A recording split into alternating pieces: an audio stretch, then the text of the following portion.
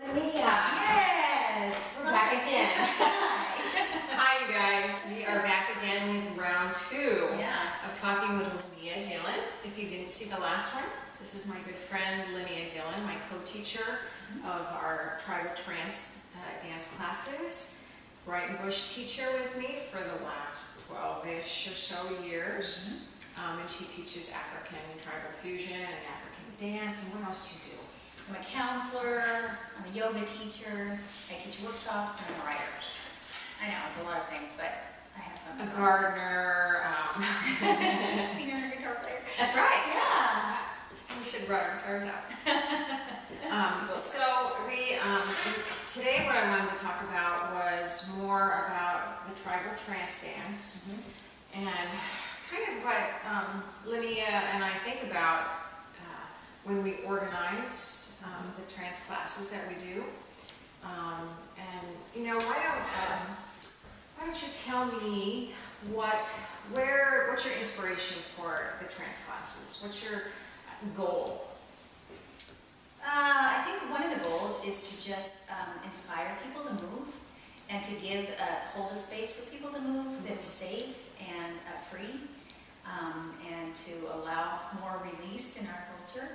And what inspires? I mean, I think what inspires me is my own experience with healing through dance, my own joy in the dance, and wanting to share that with other people, and also connecting to the seasons sometimes. You know, Absolutely. Like, we do that a lot. Yeah, or connecting to the elements. Like, this is fire in me, or this is air in me, or this is water. You know, and connecting to nature. So, and just on that note, I think that's a really good point about the dance, even though you might not be dancing the elements per se, but I think that everybody has a connection sometimes with one element really strongly, or sometimes with all of them. I happen to be a triple fire, and really, nobody knew that. Here, triple fire here. Yeah, right. And I do connect with the energy of fire and that kind of, vibrant energy. And there's air, and there's water, and there's earth. And I think it's really good for you to feel that connection and know where you're dancing from. If you're an earthier dancer, you might feel stronger to heavier hip moves maybe, or if you're an air, if you really connect with the air, you might love to do veil work and all that. Yeah. So, what do you Water is like flow. Well, fire for sure.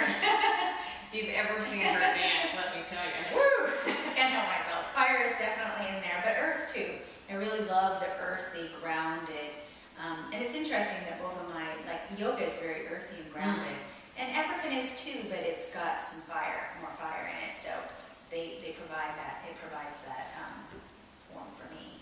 And so the belly dance, I remember when I first came, it added the water for me, because it was the flow, because sometimes you can get too fiery, and then you're like always on or out, or energy or loud music. And there was something about the slow flowing of the belly dance that like helped balance me a little bit. And that's where the fusion came in. I love moving from fire to softness or water or air.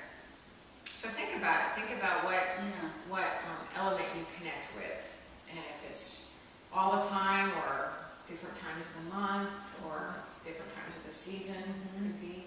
One thing I remember you saying once, that also going in, there are seasons. You said, somebody in the trance said, we can't always be in bloom. Do you remember that? It's like we can't always be out, that sometimes our dance has to go Down in the roots. How about you? What inspires you to do the trance? I think it really started for me years and years and years ago when I used to teach with Patrice. Some of you may have met Patrice. It was quite a long time ago. And besides working with the elements, what I was finding in the tribal belly dance classes was that the dancers were getting stuck in the structure, because there is a format. There's that non-verbal language of the structured moves, even though they're put together improvisationally. but I was finding that they couldn't step outside of that box. They wanted to learn the technique so much and get it just so right, but they couldn't move. Yeah. They couldn't dance freely. They were so concerned with the technique and the structure. Which is emotional too, right? It can be anything. Yeah. But you know, and some people never danced growing up. Mm-hmm. You know, maybe not even out in a rock and roll club. Mm-hmm. And so I started incorporating exercises in the dance class to, you know, wave your arms around wildly or just do something that was not a tribal dance move. Mm-hmm. And people were having a hard time with that. Mm-hmm. Not everybody, some people loved it. Mm-hmm. But I'm gearing toward those people that couldn't move outside the box. Mm-hmm. And so incorporating different exercises in the class also then led me into more of a trance state because it's such a release. Mm-hmm. And when you get so stuck in your body and so stuck in that the structure, and not even stuck in dance moves, just stuck. Right. The trance is such a release, and it's a high, and it's bliss, and it's heaven, and you know, it's seeing God, and it's sweating, and it's just whatever, any of those things. Yeah. You know, Yeah. because to me, dance is physical, and dance is emotional, Mm-hmm. and dance is spiritual. Yes. You know. And I think that sometimes dancers ask, why do I go to a trance class? What is the purpose? And it is that. It is to open it up and to break your passions, like cracking your heart open and cracking your body open. In a safe place. In a safe place. And trying new things. Like sometimes we discover new moves or their own moves. Like what is healing? What is a healing move for you? Or what is a grounded move for you so that they can start to make the dance a little more their own? And that is empowering. Yes. Healing, empowerment, you know, all those things that comes full circle. And one of the things you brought up a little bit ago was the magic. You know, and it's, we do create a safe space, and there's methods of creating a safe space. Right. And I call myself laughingly the trance monitor. So that I'm watching the energy of the room and the space, so that everybody is safe within our circle. And then we can create that magic. And how is magic created? You know, repetitive movement takes you into a trancey state. Which is done in cultures all over the world, Right. where you do the same movement, because that same movement over and over again starts to take you deeper and deeper in. And I think there is a structure to how we create the class. Yeah. We start with some writing. We want to talk about how you design. I mean, you kind of design the structure, I think. Well, I love to incorporate writing, and we've done that more and more over the recent years. And I used to do so much of it before, but as a writer myself, I love to write, and I know what it feels like to get things out of my head. Then it frees up my body, it frees up my mind and my soul for more, or for new things, or to focus, or whatever. You know, if I'm having a rough day, it's great to write it and release it. So writing can be a release as well as a creative force. And a reminder, too. Yeah. Our connection, yeah. So Besides the to-do lists. I meant like when we... Exactly. I know what you meant. No to-do list. We leave those out. I'm the list queen. But you had us list what's yummy. And at first I couldn't think of what's yummy, but by writing it made me, I think about the word mindfulness. Focus. Yes, and remember. Mindfulness, one of the definitions is to remember.